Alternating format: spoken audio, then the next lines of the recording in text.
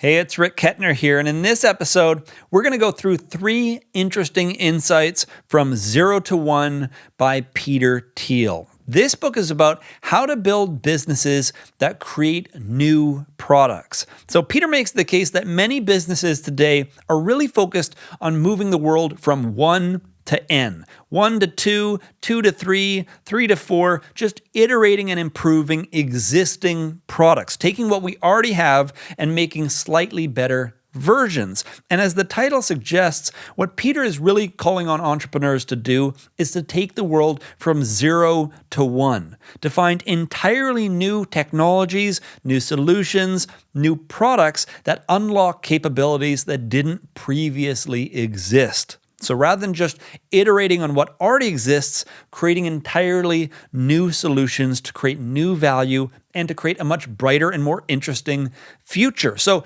if you're an entrepreneur, if you're a founder, if you're an investor, or anybody else interested in building innovative new businesses, then I recommend that you pick up a copy of 0 to 1 by Peter Thiel. The book was first published back in 2014, but many of the ideas and insights are as important, if not even more important today. So with that in mind, let's dive into my 3 favorite insights, beginning with insight number 1, the real challenge of the future. Peter is a contrarian, and right near the beginning of the book, he introduces a contrarian question, and that is, what important truth do very few people agree with you on?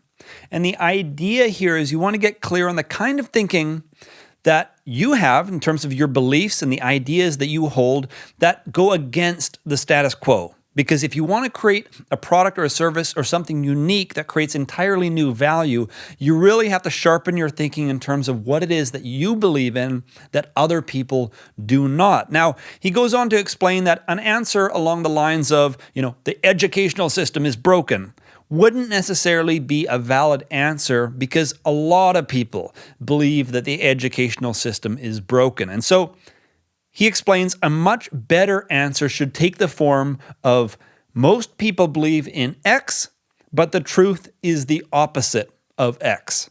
So you want to get very clear in terms of what you believe that most other people wouldn't necessarily agree with. We're going to come back to this a little bit later on in the episode, but Peter's own answer to this question is most people think the future will be defined by globalization, but globalization without new technology is unsustainable.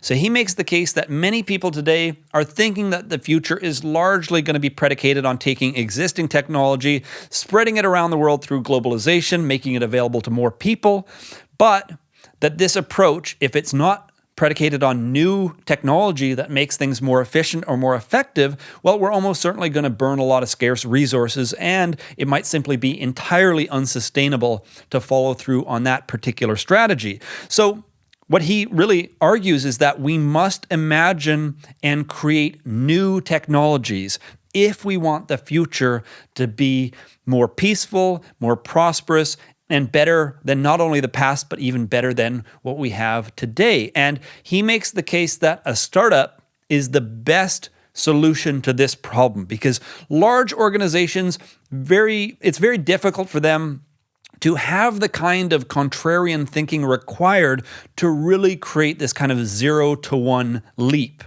Whereas a startup is perfectly positioned because any one individual might have unique views, might have their own take on what the future might hold, but as an individual entrepreneur or anyone else in the market, very difficult to cause significant change. But a startup is kind of the perfect balance in between where it's small enough to think differently and yet large enough to be effective in terms of creating change. So I love Peter's definition. A startup is the largest group of people you can convince of a plan to build a different future. Very interesting take. Let's move on to insight number 2, mistaken reactions to past mistakes. When the dot-com boom collapsed in the late 90s, early 2000s, a lot of people changed their thinking in terms of how they view the future. And Peter makes the argument that a lot of people now believe the future is a lot more indefinite. They don't have the big, bold, audacious thinking that is necessary to create a much brighter future. And because of the dot-com collapse and everything involved in that, a lot of entrepreneurs and a lot of people in Silicon Valley now think very much in terms of quarters instead of in years or even decades. They're much less willing to take a huge risk, and they're much more focused on making iterative improvements based on existing solutions that are already available to people. So much of what we talked about earlier in this episode, where it's 1 to 2, 2 to 3, but not necessarily 0 to 1. We're not willing to take those huge risks of trying something that is completely unique because we've seen from the dot-com boom how bad failure can appear. And of course, there were other factors to do with the dot-com boom. There was all kinds of money being thrown around irresponsibly, so there were other things at play. But Peter makes the case that ultimately we took some incorrect lessons from the experience. And 4 in particular that are covered in the book. Number 1, make incremental advances. Number 2, stay lean and flexible. Number 3, improve on the competition. And number 4, focus on product, not sales. So Peter would argue that those are dogmas that have now been established among entrepreneurs and people in Silicon Valley, even though he would argue those are not necessarily good lessons to extract from the dot-com experience, the dot-com boom experience. And rather, he would argue, in fact, that the opposite might be closer to the truth. His own list includes, number 1, it's better to risk boldness than triviality. Number 2, a bad plan is better than no plan. Number 3, competitive markets destroy profits. And number 4, sales matters just as much as product. So Peter is making the case that ultimately it's more important to go big, to aim more for the long term, to find something more interesting and worthwhile to pursue than to simply make incremental advancements. Because if we want the world to move forward, if we want the future to be more prosperous than even today, and if we want the benefits of something like globalization, where we can take existing technology and spread it to more people, then we're going to really need new and interesting solutions to accomplish those goals in a much more sustainable way. We can't simply take what we have today and give it to everybody. That wouldn't be sustainable. But if we pursue new and interesting technology, we can still achieve the same underlying goal. Now, I think a perfect example of an entrepreneur that is very much following Peter Thiel's advice here would be Elon Musk. And of course, Elon Musk and Peter Thiel work together at PayPal. But if you look at what Elon Musk is doing today, he's got a number of very unique businesses that are pursuing 0 to 1 level ideas. So for example, he's pursuing solar energy roof tiles, underground tunnels to alleviate congestion, reusable rockets to make any form of travel to and from space much more cost-effective, Neuralink, the brain-to-computer interface, and even something like Hyperloop. Each one of these ideas is an example of going from 0 to 1. And of course, we aren't all Elon. He's a pretty unique individual, clearly capable of carrying a lot of stress and focusing on a lot of different things at once between his different businesses. But the idea here is that we need more people like Elon, even if it's just pursuing one of these kinds of ideas, and even one of these ideas that might be, a little bit smaller in terms of overall scope. We do need more entrepreneurs that are creating these kinds of entirely new technologies that are moving the world from 0 to 1, unlocking new capabilities that in many ways are going to unlock value over a longer time horizon. Let's move on to insight number 3. All happy companies are different. The business version of Peter's contrarian question from earlier is, what valuable business is nobody building?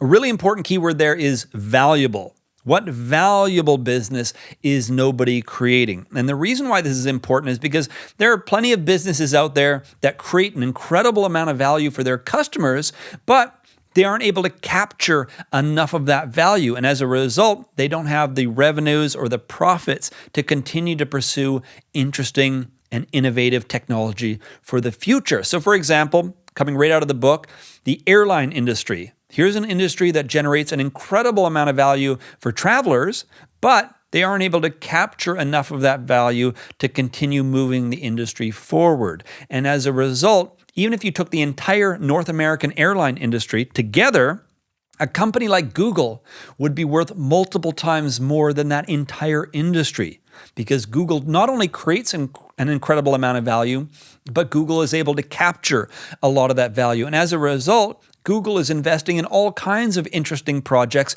because they aren't just worried about staying alive. They have enough revenue coming in from their core search advertising business that they're able to pursue all kinds of interesting projects that, without being in that position, would unlikely to ever be pursued by a company like Google. So it's very important that a business is able to create and capture enough value that they can continue to pursue interesting things moving forward. And so ultimately, what Peter is advocating for here is the idea of having a monopoly position in the market. Now, this is a very interesting word because a lot of people, when we think of monopoly, what we're really thinking about is an illegal monopoly, or a situation in which a company has been given a unique advantage by government bodies or by some other external force that allows them to hold a monopoly unfairly over the competition.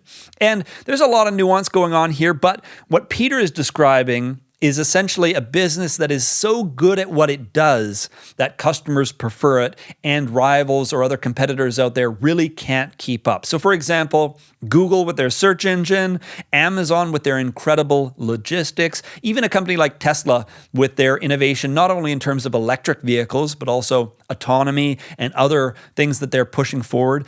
These are examples of businesses that solve a unique problem in a unique way, and they create value for customers and are able to capture that value so they can continue to pursue interesting things moving forward. And so Peter makes the case that all successful companies are different. They all provide unique value to unique customers and are able to capture that, whereas all failed companies are the same.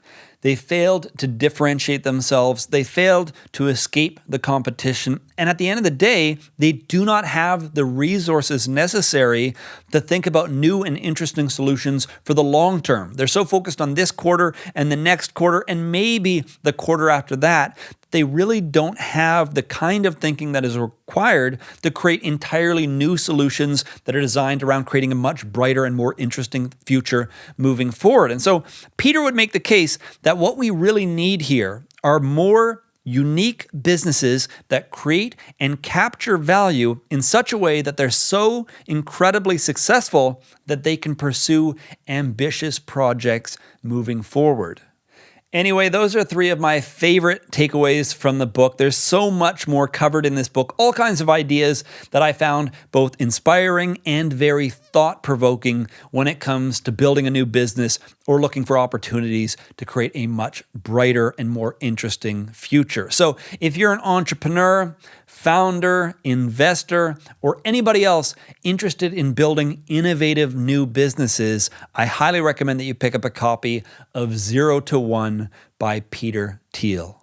That's it for this episode. If you have any questions or comments about anything that we covered here, let me know in the comments section. If you're listening to the audio edition, I'll include a link in the show notes that'll take you over to the video edition where you can participate in the comment section. If you're interested in more content like this in the future, I recommend that you subscribe or follow my updates on social media. Thank you for tuning in, and I look forward to connecting with you again in a future episode.